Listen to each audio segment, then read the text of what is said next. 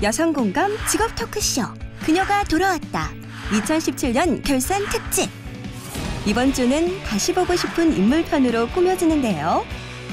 오늘은 지난 1년 동안 일반 직업편과 도전 직업편에 출연했던 총 28명의 여성 직업인 중 6명을 다시 만나봅니다.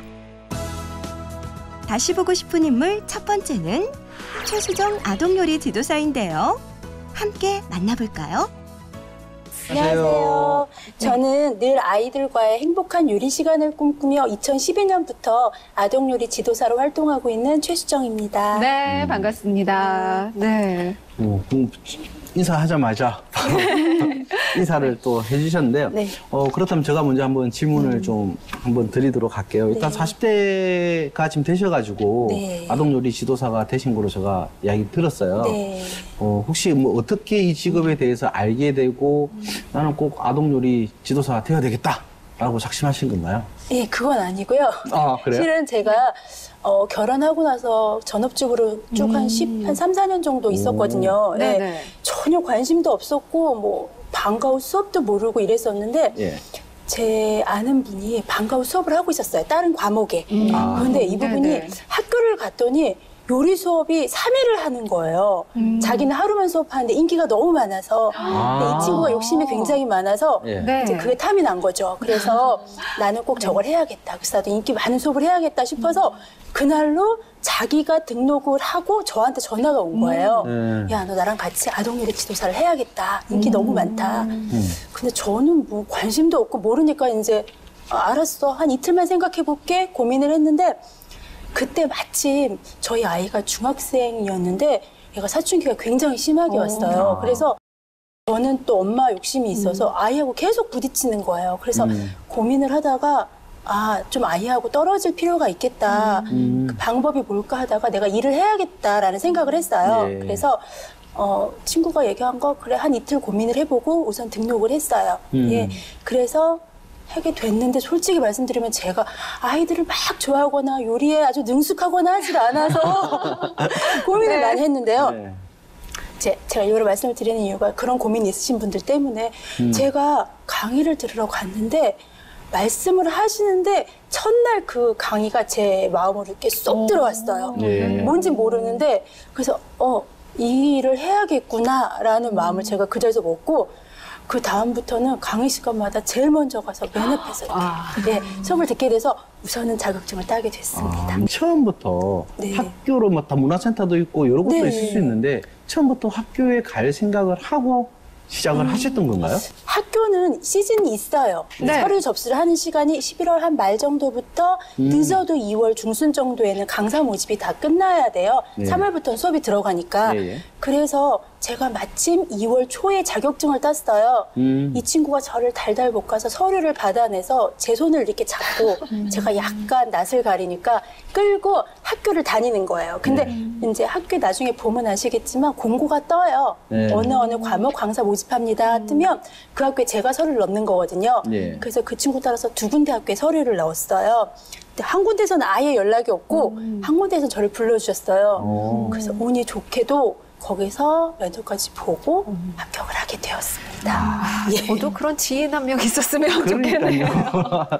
아니 근데 우리가 얘기를 할 때 학교가 가장 인기가 많다 네. 이렇게 얘기를 했었는데 네 군데면 정말 대단한 것 같거든요. 그 비결이 있으신가요? 딱히 비결이라기보다는요.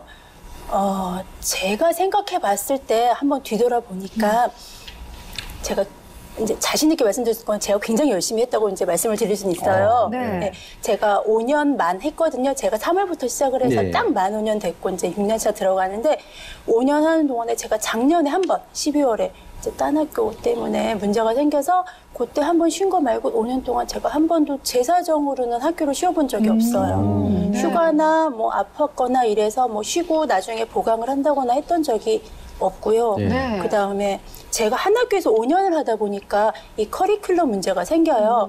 작년에 들었던 친구가 다시 들으면 똑같은 프로그램을 운영할 수 없잖아요. 그렇죠. 그러니까 5년이 다 커리큘럼이 달라지는 거예요. 네. 그래서 그걸 준비하는 것도 굉장히 힘들긴 한데 그거에다 신경을 많이 썼었고요. 그다음에 그 커리큘럼이 나오면 거기에 맞춰서 제가 식재료나 이런 걸 준비하는데 제 아이가 먹는 거랑 제가 먹는 거랑 똑같이 준비를 하자고 마음을 먹고 준비했던 게 비결이 아닐까 생각합니다. 네. 그러게 보통 이제 이렇게 많이 하기도 힘들고 그렇죠. 솔직히 레시피 준비하는 것도 힘든 네. 부분 중에 하나긴 네. 한데 보통 이제 이 우리가 보면 아동 요리 지도사 같은 분들은 네. 고용 형태가 정규직이라기보다는 네. 지금 특정 기간 동안 지금 계약을 해서 이제 같이 네. 프리랜서로 활동하시는 분들이 많은데 네. 보통 어느 정도의 기간을 두고 네. 또 지도사 역할을 하시는 건가요? 보통 학교 같은 경우에는요, 1년 단위로 계약을 하게 돼요. 차이는 있어요. 100%다 그렇진 않고요. 아, 그래요? 6개월마다 한 번씩 하는 곳도 있어요. 그게 네. 뭐냐면 이제 학교에서 반응을 봐서 문제가 생기면 6개월 단위로 계산을 네네. 다시 한다거나 이런 네. 경우가 있어서 근데 저 같은 경우에는 1년 단위로 계약을 하고요.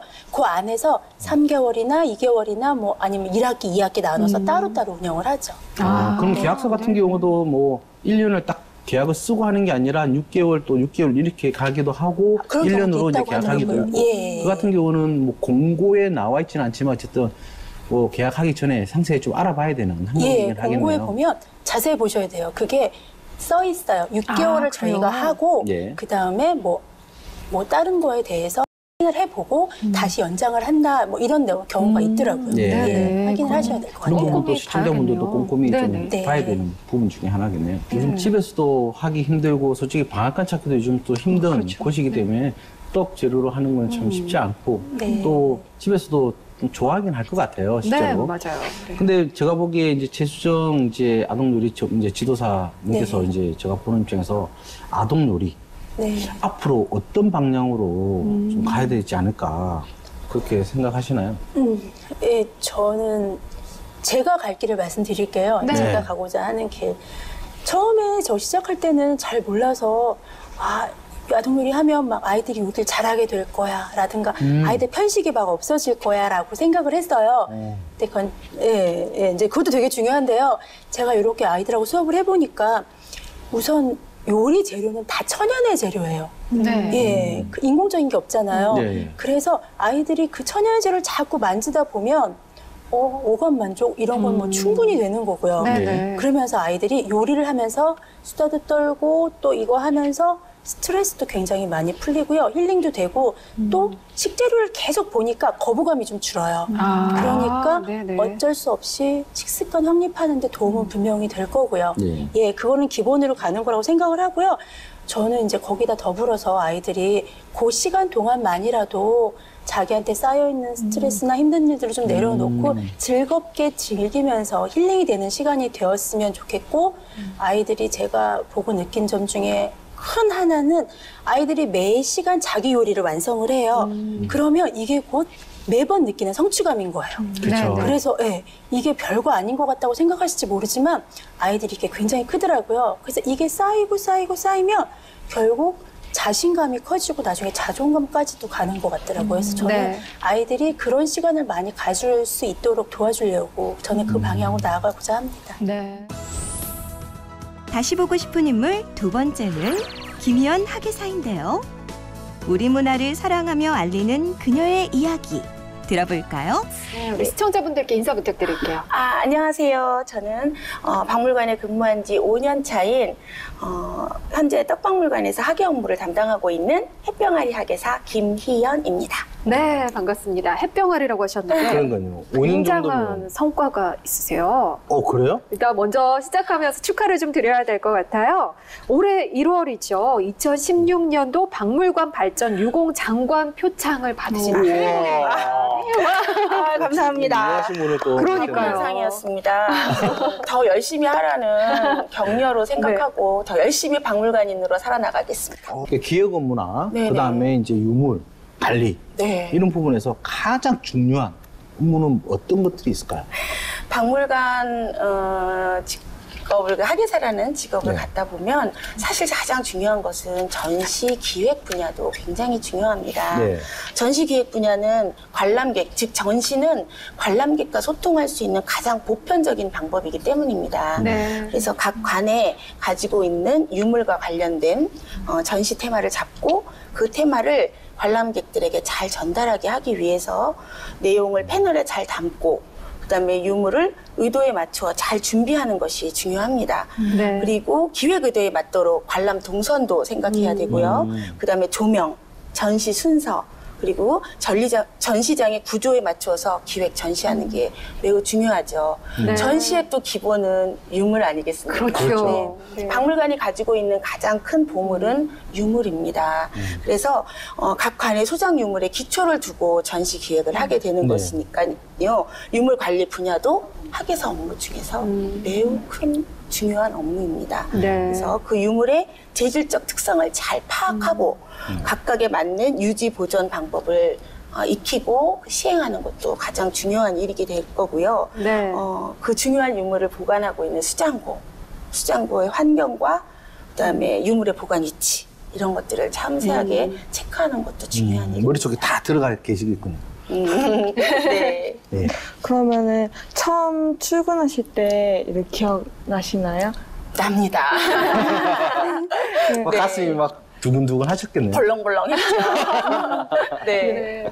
에피소드가 있다면은 네, 제가 2013년 1월 2일 수요일로 기억합니다. 네. 정확하게 기억하시네요. 네. 첫 출근을 할 때 그 설레임은 누구나 그럼요. 다 첫 직장을 가르칠 때 그 설레임과 똑같겠죠. 네. 그런데 처음 출근을 해서는 하루 종일 컴퓨터 앞에 앉아 있었던 기억이 나요. 박물관의 전체적인 뭐 유물 상황이라든지 또는 진행 그 운영 상황 같은 것을 파악하기 위해서 하루 종일 컴퓨터에 앉아 있었고요. 네, 네. 사실 제가 박물관 근무를 하게 되면서 제일 충격인 설레임이 있었던 게 수장고 문을 처음 여는 날이었습니다. 우와. 예. 그 안에 모든 보물이 다 들어있으니. 보물이죠. 수장고 문을 처음 열 때 지금도 이제 팀원들하고 그 순간을 가끔 얘기할 때가 있는데 수장고 문을 처음 딱 여는 순간 숙연함? 네. 그렇죠. 설레임에서 숙연함. 그 많은 크고 작은 유물들이 네, 거기에 네. 빼곡하게 차 있는 모습을 보면서 관장님들의 어떤 긴 정열, 발품, 노력 이런 것들이 네. 역사 속에서 이렇게 파노라마처럼 쫙 보이는 그런 느낌을 받으면서 아마 숙연해졌다는 표현이 가장 적절한 표현인 것 같았습니다. 그래서 저는 첫 출근의 설레임도 굉장히 큰 기억에 남지만 네. 수장고마의 첫 만남, 아. 네, 그게 정말 기억에 많이 남는 시간이었습니다. 실제로 보면 이제 장관 표창까지 받으시는 이러한 이제 네. 큰 성과를 올리셨던 우리 박 이사님. 네, 솔직히 실수 많이 하셨죠? 그럼요. 안 하셨을 것 같은데. 실수 없는 직업인이 어디 그렇죠. 있겠습니까? 그럼요. 옛날로 돌아와서 한번 그 실수를 한번 네. 되새겨보면서 진짜 그 실수만큼은 꼭 해결하고 싶다. 네. 뭐 앞으로는 이런 거를 좀 조심해야 되겠다. 네. 라고 한 게 있다면 어떤 것들이 있을까요? 아무래도 제가 아까도 햇병아리 하계사입니다. 네, 이렇게 네. 아, 예, 네. 말씀드렸듯이 처음 이제 그 관에 근무를 하게 되면 그 관의 특성과 그 관의 성격들을 이제 잘 파악을 하고 있어야 되는데 저도 이제 한참 그 공부를 하고 있을 때였어요. 저희 예, 제가 근무하는 박물관에 공부를 한참 하고 있을 때인데 이제 관람객 중에서 패널을 읽으시면서 저것이 잘못됐다. 이것은 이렇게 고쳐야 된다. 이러고 호통을 치시는 할아버님이 계셨던 거죠. 네. 그럴 수 있죠. 그런데 있었어요. 그런데 이제 그 순간 제가 사실 이제 후에 더 공부를 하고 보니 하셨구나. 이게 네네. 그 패널이 잘못된 건 아니었었는데 그때 능숙하게 그것을 대처하지 못해서 네. 막 버벅버벅 됐던 기억이 납니다. 지금도 그 생각을 하면 등에 좀 땀이 나고 내가 그때 조금 더 열심히 공부하고 예, 그 관람객 할아버지를 만났다면 네. 좀 더 잘 응대하고 잘 설명드리지 않았을까 그래서 생각합니다. 계속 공부에 대한 자리라고 열심히 그렇죠. 공부하고 저를 계속 더 다져야 되는 자리라는 생각을 지금도 계속 하고 있습니다. 저도 등줄에서 땀나요. 화를 내셨거든요, 그럴 수 할아버님께서. 있죠. 네. 네네. 그러면은 여성에게 네. 학예사 직업의 좋은 점 베스트 3가지를 말씀해 주신다면 네, 베스트 세 가지만. 네. 여러 개가 있겠다. 네. 사실 보통 박물관은 옛 것을 다루는 것이라고 보통 그렇죠. 생각을 하시잖아요. 그런데 요즘에는 그 여성들의 취미와 맞는 테마를 다루는 박물관도 아주 많이 생겼습니다. 그렇게 보면 우리 여성들이 학예사로 어떤 것이 좋을까? 이제 베스트 3. 일단 다루는 컨텐츠가 주로 문화와 관련된 네. 일을 하게 되니까 문화 향유에 좋은 기회와 관련 그렇죠. 정보를 아주 쉽게 얻을 수 있습니다. 그리고 섬세하고 치밀한 작업과 꼼꼼함을 요하는 업무의 특성상 또 여성들과 잘 맞을 수 있는 직업이라고 네네. 생각합니다. 그다음에 작품과 또는 그 유물을 매개로 해서 많은 사람들과 서로 소통할 수 있거든요. 네. 네. 그래서 또 우리는 수다를 좋아하잖아요, 여성들은. 그래서 소통을 할 수 있는 그런 그 여성들이라면 성취감과 만족도를 아주 높일 수 있는 직업이라고 생각합니다. 네. 그럼 반대로 네. 아쉬운 점 3가지가 있다면 어떤 거예요? 네, 아쉬운 점 3가지. 제가 유물이 무겁다고 하면 믿으시겠나요? 아니요, 네. 우물이 그렇죠. 네, 사실은 유물 운반을 하다 보면 물리적 힘이 필요할 때가 있습니다. 저희 박물관 같은 경우도 우리 옛 말에 얼굴이 넓적하고 큰 사람을 보면 떡판같이 생겼다 이렇게 말씀하시잖아요. 그렇죠. 네, 그런데 무거워요, 떡판이. 네, 떡판은 그렇겠네요. 그렇겠죠. 정말. 예. 네. 그리고 뭐 절구라든지 이런 무거운 유물들을 옮기거나 물론 이제 다른 네네. 박물관도 그런 유물들이 많이 있을 것입니다. 그래서 물리적인 힘이 필요할 때 조금 나약한 여성으로는 조금 힘들지 네네. 않나. 그러나 또 힘을 내어보고 그다음에 주말에 문을 여는 그렇죠. 네, 그렇죠. 박물관이 아무래도 많이 있습니다.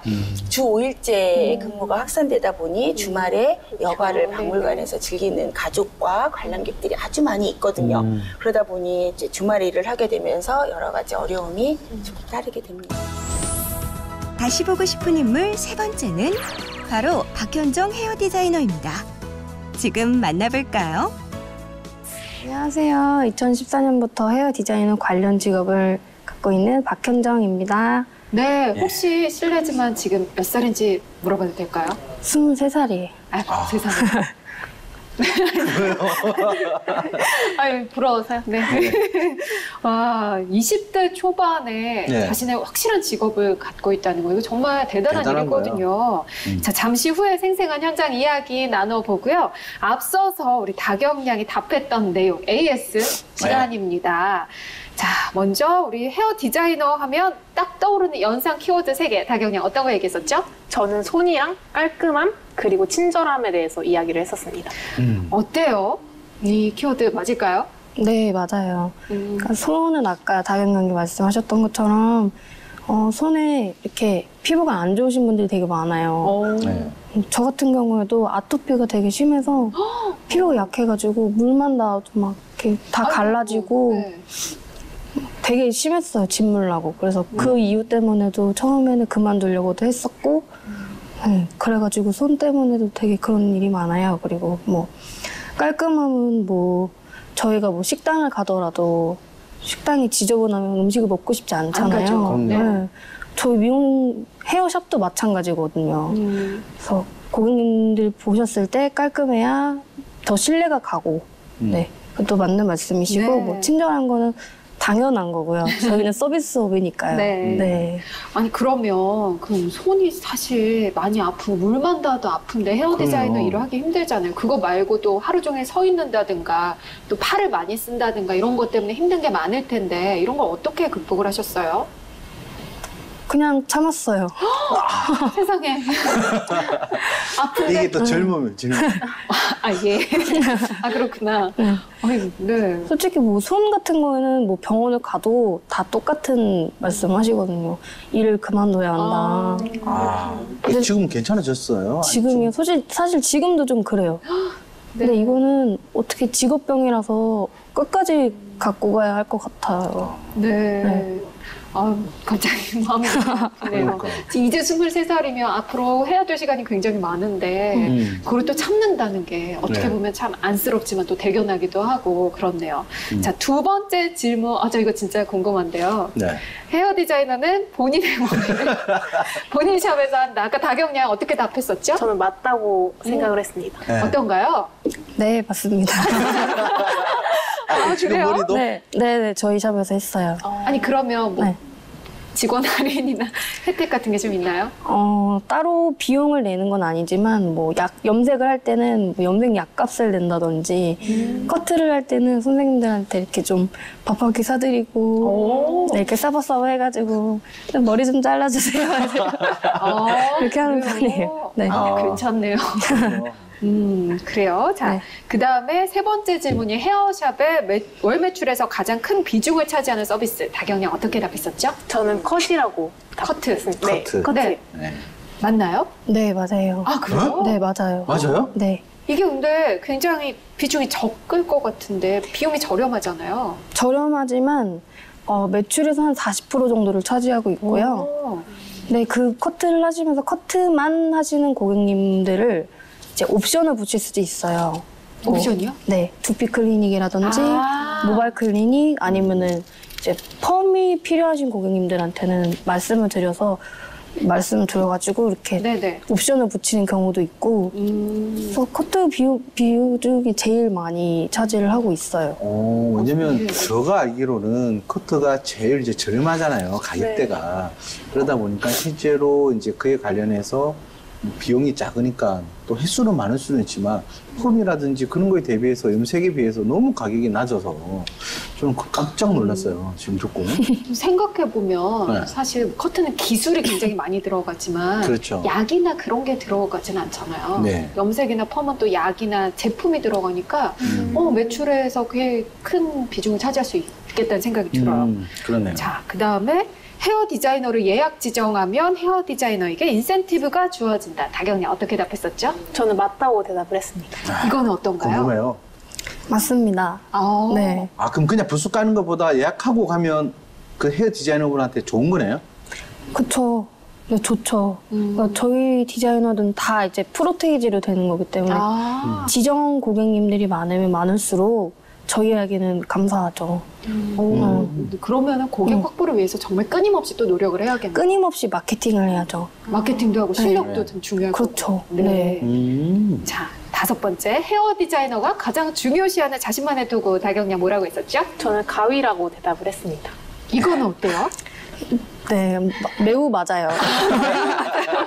네. 가위가 제일 중요한가요? 네, 그래서 가위 한번 떨어뜨리면은 하늘이 무너지는 것 같아요. 그 정도. 키스나면 네, 정말 이게 가위가 잘 안 나가요. 머리카락이 밀리거나 그래요? 그런 경우가 많아요. 근데 그 가위는 계속 바꿔야 되지 않아요? 바꾸기에는 비용이 많이 들죠. 그래요? 가위가 네. 비싼가요? 네. 보통 어느 정도 내요? 보통 뭐 천차만별 많은데 적어도 40만 원대 이상. 하나당? 네. 40만 원대는 많이 비싼 건 아니고요. 그래요? 네, 100만 원 이상 넘어가는 것도 와. 많고. 네. 네. 보통 하나만 들고 있지 않잖아요. 그러니까요. 여러 개 하잖아요. 종류별대로 네. 다 있죠. 그것도 나름 자기만의 그런 자부심이죠. 가위가. 중요할 수밖에 없겠네요. 그러네요. 와, 어마어마한 가격대네요. 그게. 그러니까요. 네. 저는 개인적으로 궁금한 게 있는 게 어떤 계기로 헤어 디자이너를 시작하게 됐는지 그 출발점이 궁금합니다. 제가 어렸을 때 저희 어머니가 집에서 이제 미용 연습을 하셨었어요. 이제 자격증을 따신다고 집에서 뭐 커트도 하셨었고, 이제 파마 와인딩 하시는 것도 제가 봤었고, 그거를 보면서 제가 엄마가 저거를 하는구나라고 생각을 안 하고 저건 왜 저렇게 할까? 궁금한 거예요. 어릴 때부터. 네. 그래서 어머니가 뭐 예를 들어서 식사 준비를 하고 있거나 그렇게 손을 대고 있지 않을 때 저도 가서 따라해봤었어요. 그때부터 저한테는 약간 미용인의 피가 흐르고 있었던 것 같아요. 처음에는 스텝 때 누구 뭐 고객 머리를 만질 수는 없잖아요. 특히 커트 같은 경우 절대 안 되잖아요. 네. 혹시 지인 찬스 쓰셨나요? 많이 썼죠. 주로 누구 쓰셨어요? 주로 저는 남동생이 있어가지고 아이고 저런. 아니, 지금도 많이 고마워요. 잘 나왔나요 스타일이 그때? 처음에는 진짜 그러니까 처음에는 제 동생이 성격이 또 엄청 불같아서 화를 냈어요. 이게 뭐냐고 막 그랬었는데 네. 이제 점점점 이제 하다 보니까 저도 이제 조금씩 늘을 거 아니에요. 네. 그러니까 제 동생이 칭찬을 해주더라고요. 오. 누나 늘었다? 그렇죠. 진짜 기분 좋았겠는데요? 좀 가스러웠지만 아주. 그렇죠. 네. 진상 고객한테 네. 오히려 이제 충성 고객으로 이제 바뀌는 네. 이런 형태네요. 그래서 나름 되게 뿌듯하더라고요. 근데 그렇게 뭐 동생이나 지인들 해줄 때도 사실 많이 걱정되지만 그럼요. 처음으로 고객한테 커트를 해줬을 때 어떠셨어요? 저는 정말 너무 떨렸어요. 지금도 굉장히. 많이 떨렸어요. 근데 다행히도 그 처음 저한테 커트를 하셨던 분이 원래 저랑 되게 알고 지내시던 분이었어요. 네네. 그러니까 제가 많이 서브를 보던 선생님의 고객님이었는데 그 고객님의 담당 선생님이 갑자기 일을 그만두게 되셔서 그 고객님이 나 그럼 누구한테 잘라? 이런 식으로 얘기를 하시더라고요. 근데 저는 그때 자를 수 없었던 상황이었는데 네. 고객님이 그러면 뭐 현정 씨가 잘라달라고 오, 그래요? 네 그러셨어요. 저는 아직 자를 줄 몰라요 이랬죠 처음에는. 그랬더니 사실 자를 수 있었지만 아직 허가가 떨어지지 않은 단계라서 그렇죠. 네 그래서 저는 아직 몰라요. 근데 그 장면을 저희 부원장님이 보셨어요. 보시고 아니야 그냥 현정아 너가 잘라드리라고. 그게 기회가 돼서 그 고객님이 저의 첫 커트 고객님이 됐었죠. 아, 그럼 그 이후로도 계속 커트를 하신 거예요? 아니면 그 고객님만 일단 한번 하고 그동안 또 그 고객님이 이제 시작점이 됐었어요. 와. 고마운 분이네요. 네, 정말 고마운 분이에요. 아직까지도 저한테 커트를 하고 계시고. 아, 그래요? 네. 오, 네. 네네. 축하드리네요. 보통 초보 헤어 디자이너 같은 경우는 가장 힘들어하는 부분이 어떤 부분이 있을까요? 이제 디자이너 전 단계가 이제 인턴 때잖아요. 네. 네, 인턴 때는 이제 직급이 제일 위에라서 이제 선배의 위치에서 후배들한테 지시도 내리고 뭐 리드도 하면서 가르쳐줬던 면이 많았던 반면에 네. 디자이너를 올라가게 되면 이제 디자이너 선생님들 중에서 제일 막내잖아요. 그렇죠. 다시 초심으로 돌아가야 돼요. 다시 공부를 시작하고, 네, 그래가지고 이제 거기서 주변 사람들이 힘들게 하는 것보다는 이제 나 자신과의 싸움이 그때부터 시작이 되는 것 같아요. 거기서 이제 지게 되면은 그만두는 경우가 다반수예요. 네. 그때 제일 많이 힘든 것 같아요. 네네. 그래도 지금 계속 듣다 보니까 정말 젊은 나이에 헤어 디자이너로서의 가능성은 네. 무궁무진하게 잘 보이는 것 같고 네네. 실제로 헤어 디자이너 이제 업무를 네. 잘하는 이 포인트가 있잖아요. 네. 지금 이제 도전하시려고 하는 시청자분들도 이제 보고 계시는데 이 포인트를 좀 딱 찍어주시면 네. 뭐가 있을까요? 서비스직이잖아요. 일단은 웃음을 잃지 않고 응대하는 거. 아, 그리고 뭐 두 번째는 요즘에는 너무 고객님들이 너무 디지털 시대잖아요. 네. 그래서 감정이 메말라 있어요. 그래서 더 아날로그적인 그런 감성을 네. 그래서 눈물. 네. 네, 그리고 더 성심성의껏 네. 응대해드리고 이제 재방문을 할 수 있게 노력 중이에요. 아, 네. 대단하신 것 같아요. 다시 보고 싶은 인물 네 번째는 마연정 관장인데요. 그녀의 직업 현장 이야기 지금 시작합니다. 네, 안녕하세요. 사서로 시작해서 현재 도봉 기적의 도서관 관장까지 맡고 있는 마연정입니다. 네, 사서로 시작해서 도서관장까지. 근데 사실 도서관장님들 하면 네. 좀 이렇게 연세 지긋하신 분을 떠올리는데 네. 굉장히 젊은 분이 나오셨어요. 아, 그렇죠. 깜짝 놀랐고, 야, 역시 이 도서관의 변화를 위해서는 또 젊으신 맞아요. 분들의 관장님이 필요하다. 네. 하는 생각이 드네요. 이제 본격적으로 오늘의 주인공 마연정 관장님과 함께 이야기 나눠볼 텐데요. 사서에서 관장님까지 되셨어요. 이 사서 직업의 매력 어떤 걸까요? 사서 직업의 매력은 저는 개인적으로는 책과 그리고 또 사람들을 만날 수 있는 것이 저희 직업의 가장 큰 매력이라고 생각을 합니다. 원래 책을 좋아하셨어요, 어릴 때부터? 책을 좋아하기는 했지만 또 그게 누군가가 읽으라고 하면은 또 읽기는 싫거든요. 소개부리과였거든요.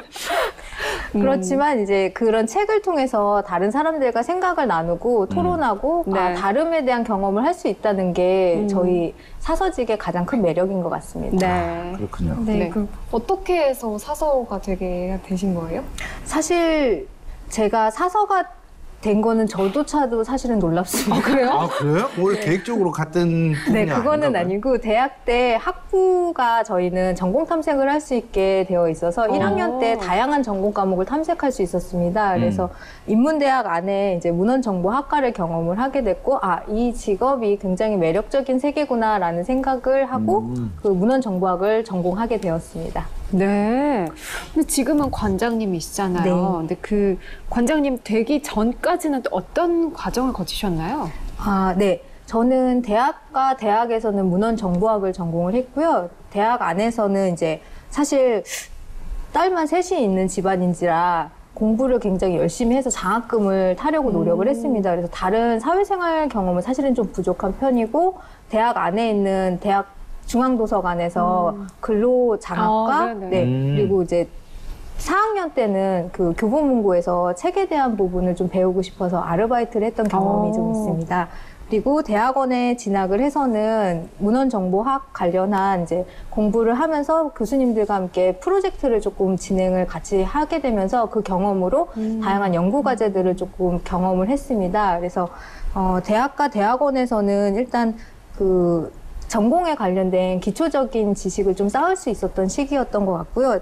그리고 제가 인생의 제 터닝 포인트라고 할 수 있는 것은 2007년에 그래서 한국해외봉사단으로 파나마를 다녀온 뒤에 제가 그 귀국해서 이제 취업과 논문 준비를 하고 있었을 때 저희 동네에 도봉 일동 어린이 도서관이라는 작은 어린이 도서관이 개관을 준비하고 있었어요. 그래서 집에서 5분 거리밖에 안 되는 곳에 이제 도서관이 생기니까 저희 둘째 언니가 놀지 말고 가서 전공을 살려 봉사를 좀 해라. 놀지 말고. 많이 놀았군요. 그래서 찾아가게 됐던 그 도서관에 개관을 준비하면서, 그리고 또 거기 계신 사서 선생님들의 업무를 도우면서 제가 그 첫 발을 들이게 됐고요. 그 안에서 다시 이제 또 인력이 조정이 되면서 사서 선생님들의 업무를 받고, 그리고 또 거기가 인력이 또 갑작스럽게 변동이 되는 바람에 관장까지 그 만 30세의 나이에 수행을 하게 됐습니다. 네. 자, 그러면 사서로서 초보를 벗어나는 기간은 얼마나 될까요? 저는 모든 직업은 한 3년 정도를 겪으면 초보가 좀 벗어지는 것 같다는 생각을 합니다. 그래서 저희 사서직 같은 경우에도 사실 1년은 정말 정신없게 현장에 적응하느라고 지나갈 것이고요. 2년 차에는 이제 동네를 알아보게 되고, 그리고 3년 정도 됐을 때 진짜 내가 이 지역에서 무슨 일을 하고 싶다. 이곳에 어떤 아이들과 아니면 주민들과 어떤 책으로 어떤 책 문화를 만들고 싶다라는 게 한 3년 정도 돼야지 생기는 것 같다는 생각이 듭니다. 3년 정도. 네. 네, 그럼 이 초사서들이 보통 어떤 부분을 가장 힘들어하나요? 대부분 이 한국 사회의 직업군이 갖고 있는 이제 상명하복의 업무 체계가 도서관에도 사실은 좀 있습니다. 그래요? 그래서 이제 권한과 책임이 주어지는 것들이 일정 부분 통제가 되고 있기 때문에 그런 부분에서는 이제 좀 어려움이 있을 수 있을 것 같습니다. 내가 어디까지 내 업무이고 내가 어디서부터 어디까지 수행해야 되는지에 대한 판단이나, 그리고 또 선임들이 그 선임 사서들이 멘토링을 해줘야 되는데 워낙에 업무가 저희도 과중하다 보니까 내 업무 하기에도 너무 바빠서 후임을 또 챙기지 못할 수도 있거든요. 그래서 그럴 때 많이 힘들 거라고 생각이 됩니다. 네. 그때 관장님이 필요하신 거 아니겠습니까? 그렇군요. 그렇죠. 왜 이제 어딘가 갔을 때 이 사람 초보인가 이런 생각 들 때가 있잖아요. 근데 저 같은 경우는 좀 긍정적인 의미로, 좋은 의미로 굉장히 열정적으로 뭔가 하고 하나라도 더 신경 쓰는 모습 볼 때 오히려 더 저는 초보지만 좀 좋게 보이는 이런 경우도 있었거든요. 언제 좀 이 사람은 아직 얼마 안 됐구나 이런 거 느끼세요? 가장 큰 게 그거죠. 뭐 물어봤을 때 말을 버벅거릴 조금 때. 힘들어할 때. 이게 이제 부분이고요. 두 번째, 눈빛을 딱 보면 약간 피하는 경우도 있어요. 아까 말한 것처럼 내가 직접 뭐 의욕이 앞서가지고 막 하다가 막 사고 칠 수도 있잖아요. 그렇죠. 저거 해드릴게 했는데 뭐 물 쏟아버리고 뭐 어떻게 했는데 막 피해줄 수도 있는 이런 부분인데 눈빛 피할 때. 그 다음에 보게 되면 잠시만요. 저 좀 물어보고 올게요. 이렇게 직접적으로 이야기하시는 분도 좀 있어요. 그리고 그렇죠. 마지막으로 저 초보라고 제가 이제 보는 것 중에 하나는 또 뭐냐면 예, 알겠습니다. 이렇게 갔다가 한참 있다 와가지고 저 죄송한데 아까 뭐 어떤 이야기 하셨죠? 사실 그럴 수 있어요. 네, 일단 무조건 그냥 알고 갔다가 다시 오는 이런 경우도 그럴 경우 이제 초보로서의 보통 알아서 이렇게 얘기하려고 갔는데 그래서 그걸 뭐 어떻게 하는 건지 얘기하면 다시 와서 물어보는 거죠. 예, 네. 그렇죠. 재영 양은 뭐 어떨 때 그런 거 느껴요? 네, 저는 조대한 박사님이 하셨던 말씀이 제가 아르바이트 경험이 많아서요.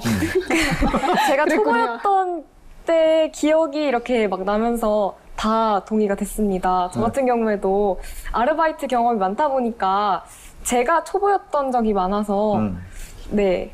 그때 그랬어요? 네, 그때 그랬던 기억이 막 나면서 저도 그 어디 가면 뭐 물어봤을 때 잘 모를 때 있잖아요. 뭐 예를 들어서 그 도서관 같은 경우에 저 이 책 찾고 싶은데 이 책 어디 있어요? 라고 물어봤을 때 그분이 잘 모르시고 헤매는 경우가 많잖아요. 그렇죠. 네, 그럴 때 보면 초보시구나 라는 게 딱 느껴집니다. 나와갔구나. 네. 관장님은 어떨 때 그런 거 느끼세요? 저도 지금 박사님께서 말씀해 주셨던 그런 상황들이 저희가 일상에서 사실은 잦게 있는 일들이라서 많이 공감이 되고요. 근데 말씀하셨던 그런 내용들이 근데 또 되게 적응을 하려고 노력하고 있는 그 그럼요. 모습을 보면 흐뭇하기도 하고 맞아요. 예, 격려해주고 싶기도 하고 괜찮다고 기다릴 수 있다고 이런 말도 해주고 싶고 그렇죠. 그렇습니다. 사실 이제 뭐 재영 양도 있지만 아나운서 이제 초보일 때는 평상시 대화도 뉴스 같거든요. 그런 실수 좀 딱 보면 아세요?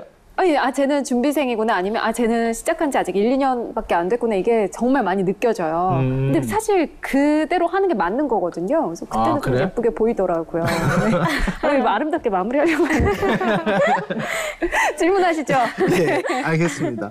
자, 그러면 업무 중에서 가장 어려운 부분이 있다면 네. 어떤 부분이 어려울까요? 저희가 제일 어려운 부분은 아무래도 이용자분들하고의 업무가 제일 어려운 것 같습니다. 다양한 요구들이 있고 그 다양한 요구를 100% 만족시켜드리고 싶지만 사실 가진 역량의 한계도 있고 자원의 한계도 있고 기간의 한계도 있다 보니까 그런 부분에서 이제 어떻게 하면 조금 더 나은 모습으로 더 좋은 서비스를 할 수 있을까 고민을 많이 하는데요. 그래서 그런지 이용자분들을 만날 때가 즐겁기도 한 한편 마음이 무겁기도 합니다. 네. 다시 보고 싶은 인물 5번째는 여성 프로그래머에서 CEO가 된 권선주 대표이사입니다.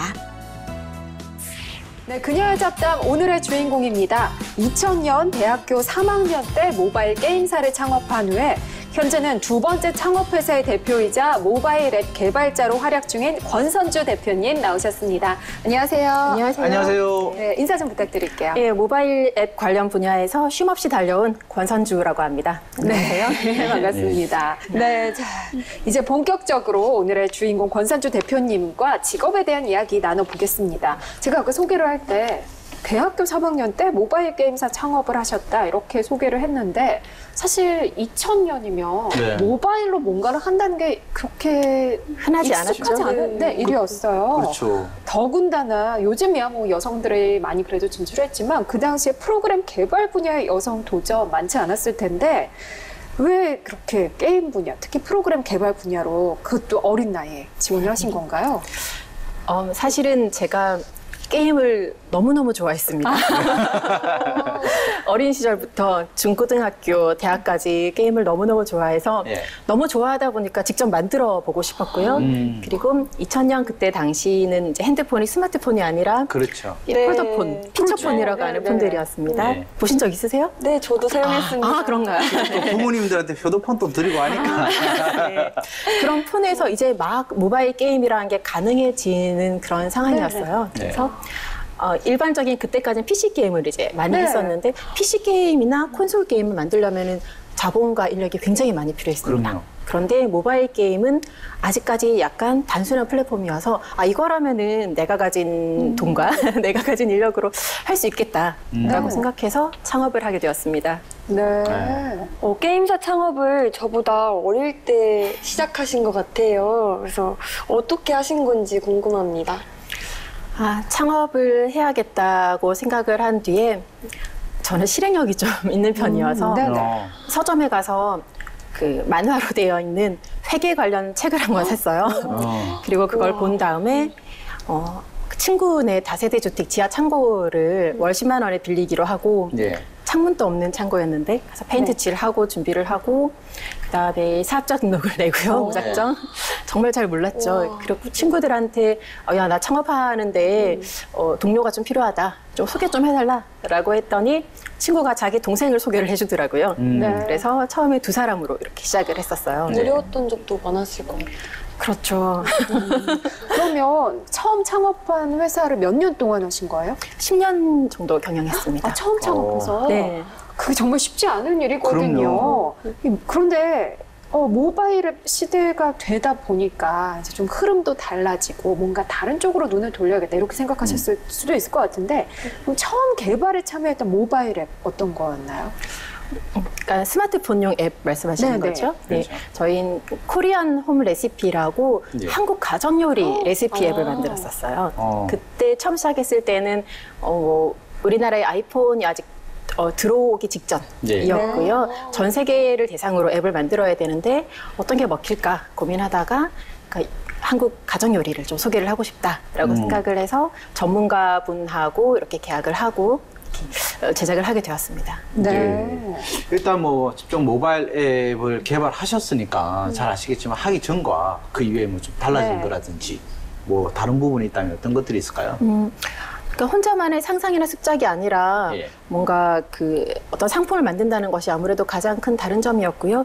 그리고 그 전에 게임은 제가 워낙 좋아했고 많이 만들어 봤었지만은 또 게임 외에 전 세계 사람들이 할 수 있는 어떤 앱을 만드는 것도 좀 다른 문제더라고요. 그리고 다른 사람들이 거기에 지불하는 돈이나 시간이 얼마나 가치 있는 것인가 또 새삼 느낄 수 있었고요. 네. 그러면 모바일 앱 개발 관련 에피소드도 진짜 다양할 것 같아요. 네. 인상적인 에피소드라면 저희가 병원놀이라는 아동용 기능성 앱을 출시를 했었습니다. 지금도 서비스 중인데요. 그 앱은 만성질환 아동들이 이제 그 병원에 친숙해져야 되니까 병원에 대해서 이해를 시키는 앱인데요. 그걸 출시할 때 전 세계를 대상으로 했으니까 나오는 캐릭터들이 특정 인종으로 보이지 않게 하려고 굉장히 노력을 했어요. 그렇죠. 예를 들면 좀 모호한 피부색, 그다음에 뭐 모호한 생김새, 만화처럼 그냥 단순한 캐릭터를 만들어서 런칭을 했는데 해외 부모님들이 왜 캐릭터가 백인밖에 없냐고. 그쪽에서 보기에는? 네, 문의 메일을 보내셔서 한국에서만 있던 우리의 시각이 얼마나 좁은가. 예, 글로벌화에 맞추어서 굉장히 노력을 많이 해야겠구나 이런 그런 일이 있었습니다. 네. 근데 기능성 앱이 어떤 건가요? 기능성 앱이나 기능성 게임은 그냥 게임은 보통 재미를 위해서 플레이하잖아요. 그런데 기능성 게임은 게임 속에 있는 요소들, 보상이라든지 경쟁이라든지 재미까지 포함해서 그런 요소들을 이용해서 재미 말고 다른 목적을 이루도록 하는 걸 기능성 게임, 기능성 앱이라고 합니다. 어쨌든 지금 17년 이상의 아니 베테랑 이제 개발자신데 지금 이제 시청하고 계신 분들은 이제 막 하시려고 하는 분들, 또 관심 있어 하시는 분들, 이런 분들이 많을 것 같아요. 이 모바일 앱 개발을 하기 위한, 잘하기 위한 이 포인트 좀 짚어주세요. 다양한 모바일 앱을 사용해 보는 것이 중요할 것 같습니다. 사용해봐라. 네. 그리고 미래의 나를 믿지 말자. 그 어떤 의미인가요? 내일 일어나서 공부하자라고 생각하지 말고 오늘 공부하고 주무세요. 뭔가 저에게 피와 살이 되는. 네. 그러면 보통 어떤 기준으로 신입 모바일 앱 개발자를 선발하세요? 포트폴리오를 가장 많이 봅니다. 네. 직접 뭐 기획이든 그래픽이든 프로그래밍이든 실제로 자기가 만들었던 어떤 습작 같은 것을 제출을 하면 저희가 그것을 보고 보통 판단을 합니다. 네. 그런데 사실 여성들이 아주 많이 가는 분야는 아니에요. 이 여성으로서 이렇게 모바일 앱 개발자를 해보니까 좋은 점이 있다면 어떤 걸까요? 아무래도 이 IT 업계 쪽이 실력대로 평가하는 분위기다 보니 여성으로서 어떤 성별에 따른 차별 같은 것을 좀 적게 받는 분야라고 할 수 있겠습니다. 네, 그런 점은 확실히 좋은 점이고요. 네, 그거는 사실 그냥 좋은 점 정도가 아니라 굉장한 메리트가 될 것 같아요. 네. 그럼 보통 어떤 경우에 모바일 앱 개발자분들이 이렇게 그만두시나요? 자기 발전이 없다고 느낄 때 많이들 그만두시는 것 같아요. 뭐 구체적으로 자기 발전이 없다라는 것은 어떻게 이해를 해야 될까요?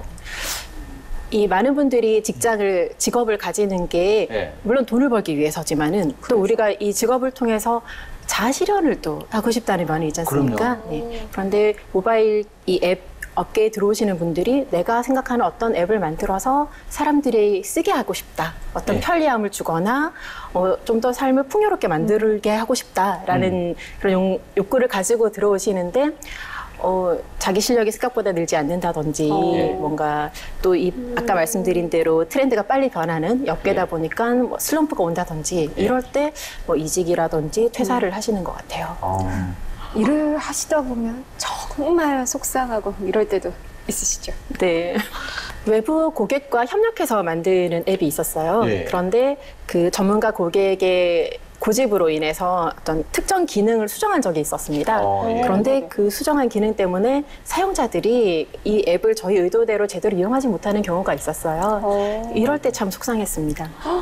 그럴 때는 진짜 좀 뭐랄까요, 그동안에 해왔던 것들이 약간 다 생각도 나고 좀 회의감도 들고 그러셨을 것 같아요.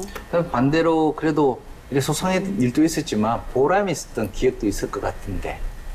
저희가 장애아동을 위한 앱을 만든 적이 있었는데 그 앱을 사용한 장애아동들의 부모님들로부터 감사하다는 인사를 받을 때 정말 우리 정말 이 일을 택하길 잘했구나라는 보람을 느꼈습니다. 뭐 직접 전화라든지 이렇게 뭐 평가 댓글 이런 거로 이제 많이 오나요? 이메일도 보내시고요. 네, 직접 뵙게 되는 경우도 있어요. 그런데 직접 고맙다고 얘기도 하시고.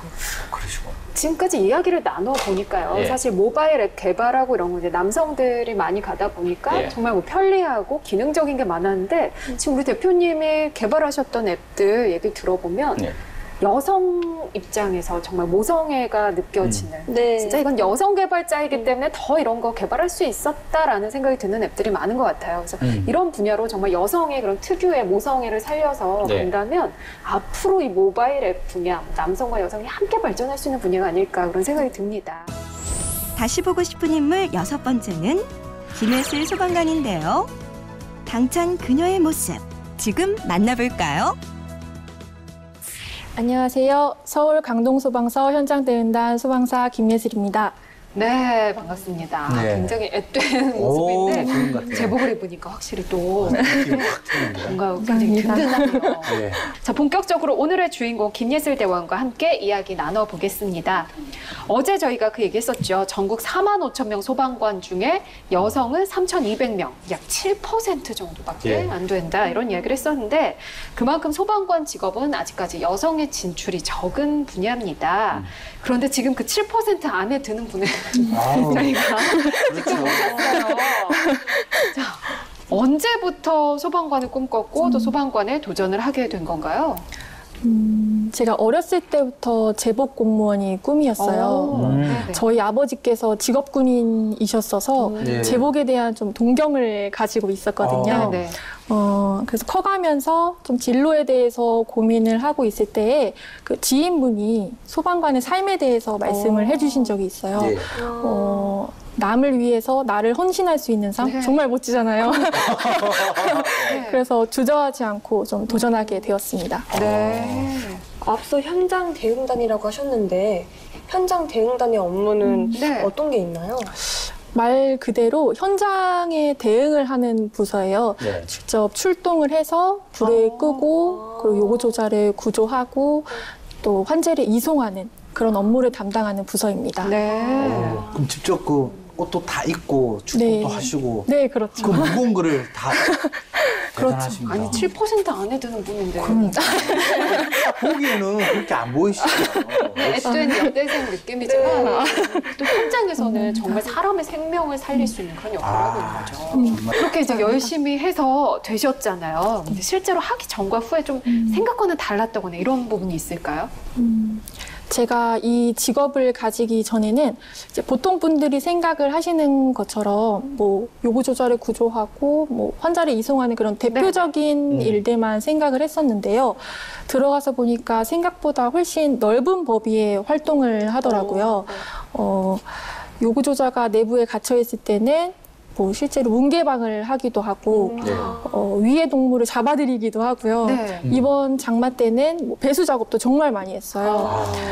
그래서 국민의 안전을 위해서는 정말 넓은 범위의 활동을 하는구나라는 걸 알았습니다. 출근 첫날 기억나세요? 어떠셨어요? 진짜 지금도 정말 생생한데요. 첫 출근 날에 직원분들 앞에서 정말 패기 있게 막 인사도 드리고 다짐도 막 말씀을 드리면서 긴장하지 않은 척을 했었는데 실제로는 그날 밤에 잠을 자면서까지 떨었던 기억이 나요. 얼마나 떨리셨을까요? 저희 첫 근무가 당번 근무죠. 24시간 근무였는데 낮에는 행정 업무를 간단하게 배우고 저녁에는 이제 출동 대기를 위해서 대기실로 들어갔는데 들어가자마자 바로 화재 출동이 난 거예요. 그래서 정신없이 막 나갔는데 실제로 알고 보니까 바퀴벌레 연막 소독을 화재로 오인을 한 연기 나니까. 사건이었어요. 근데 그 이후로 바로 되돌아왔는데 그 이후로 심장이 너무 막 쿵쾅거리고 혹시 내가 이 출동 소리를 못 들으면 어쩌지 하는 생각에 막 무슨 바스락 소리만 나도 제가 바로 양말을 갈아 신었던 기억이 나요. 지금도 뭐 그때처럼 긴장은 되지만 어느 정도 적응을 해서 그런지 출동 벨소리도 구분하고 또 현장 상황을 예측하면서 출동을 하곤 합니다. 그저께 그 대원님께서도 실제로 떨리고 그래도 침착하게 표신하지 않게끔 이렇게 하는 것도 중요하다 그랬거든요. 네, 그렇죠. 그렇다면 처음 현장 화재 진압도 해보셨나요? 그렇죠. 그때 어떠셨나요? 그때도 정말 긴장했어요. 또 떨리고 또. 그날이 새벽이었는데 대형 건물 영업장에서 막 연기가 뿜어져 나온다고 신고를 한 사건이었어요. 그래서 그때도 정신없이 이제 방화복을 입고 공기호흡기를 메고 무전을 들으면서 가는데 무전에 정말 다급한 목소리들이 막 들리는 거예요. 그래서 정말 큰 불이 났구나. 정말 긴장을 하면서 도착을 했는데 이제 바로 수간을 연장을 하고 진압대장님을 쫓아다니면서 상황 파악을 했어요. 세탁기에서 발화가 돼가지고 전체적인 건물에 연기가 확 휩싸인 사건이었어요. 다행히 뭐 큰 불은 아니었는데 평생 잊지 못할 그런 긴장감을 맛봤던 순간이었습니다. 세탁기를 통해서도 또 화재가 발생을 하는군요. 어제 저희가 얘기 들을 때 화재 진압을 하러 나갈 때 각각 이제 임무가 있다 이런 얘기 들었는데 그럼 혹시 현재 맡고 있는 임무는 어떤 건가요? 상황에 따라서 조금 다른데요. 평상시에는 제가 탱크차를 탑승을 하고 인력이 부족할 때에는 지휘 차량을 탑승해서 상황 관리를 맡기도 합니다. 탱크차 대원의 역할에 대해서 간단하게 말씀을 드리자면 건축물 주위에 있는 소화전을 점령해서 물을 보수를 하고요. 이 물을 펌프차에 공급을 하거나 아니 직접적으로 화재를 진압을 하게 됩니다. 만약에 보수가 필요가 없는 상황이라면 화재 차량에 있는 장비들을 이용해서 화재 진압을 돕기도 합니다. 실제 화재 출동을 이렇게 하게 되면 저는 굉장히 무서울 것 같아요. 소방관도 예외는 아닐 것 같은데 어떻게 공포심을 극복하시는지 궁금해요. 특별한 노하우다라고 말씀드리기는 어려운데요. 일반적으로 저 안에 내 가족이 갇혀 있다고 생각을 하면 공포심을 극복할 수가 있다고 해요. 근데 실제로 매번 매 순간 매 출동마다 저희가 저 안에 내 가족이 갇혀 있다라고 생각할 수는 없거든요. 그래서 공포심이 조금 들더라도 나를 믿고 또 동료를 믿고 들어가게 되는 겁니다. 나를 믿고 동료를 믿고. 근데 뭐 사람마다 좀 차이는 있겠지만 보통 소방관들이 화재 진압할 때 가장 어려워하는 부분이 있다면 어떤 걸까요? 저는 조금 경험이 많지가 않은 편이라서 경험이 많으신 이제 다른 주임님들께 이 질문을 드렸는데요. 네. 화재 시에 시야 확보가 안 돼서 공간을 파악하는 게 굉장히 어렵다고 네, 말씀을 하세요. 저희가 평면도를 파악하고 대략적인 건물의 위치를 알고 들어가더라도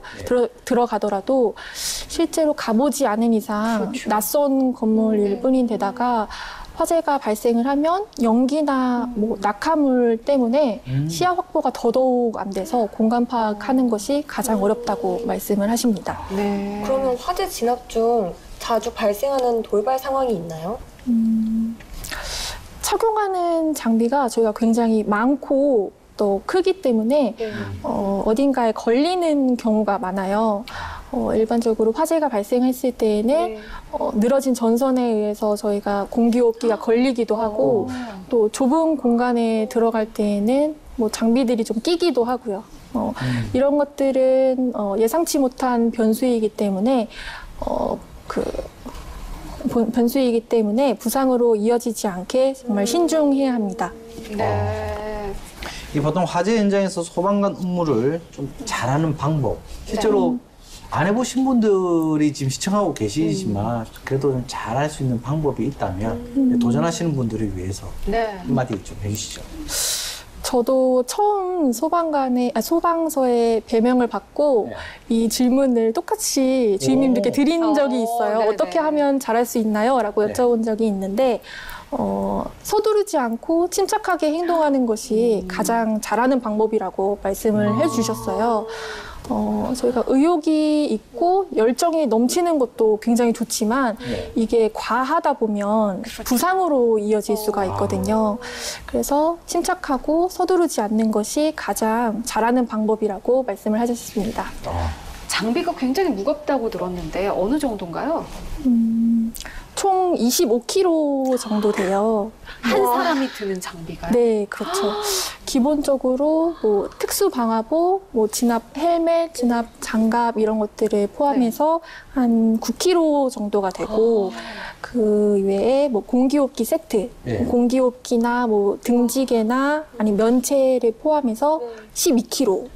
그리고 그 이외에 무전기, 뭐 랜턴, 뭐 그 탐조등, 랜턴, 뭐 경보기 등을 기타 장비들을 포함해서 한 4kg 정도. 그래서 총 25kg 정도가 되고요. 그 이외에 뭐 만능도끼나 탐조등, 뭐 수관이나 관창들을 포함하면 훨씬 더 이제 무거워지게 되는 거죠. 근데 그게 또 출동할 때 보면 굉장히 빨리 가셔야 되잖아요. 그 순식간에 그걸 다 착용을 하시는 거예요? 그렇죠. 저희는 차량에 탑승해서 바로 방화복을 갈아입고 출동을 하면서 공기호흡기를 메고 그리고 바로 출동 현장으로 나가게 되는 겁니다. 대단하네. 여성 공감 직업 토크쇼 그녀가 돌아왔다. 2017년 결산 특집. 다시 보고 싶은 인물편. 내일은 경력단절 여성 추천 직업에 출연했던 여성 직업인들과 함께합니다. 그녀가 돌아왔다는 내일 다시 돌아오겠습니다.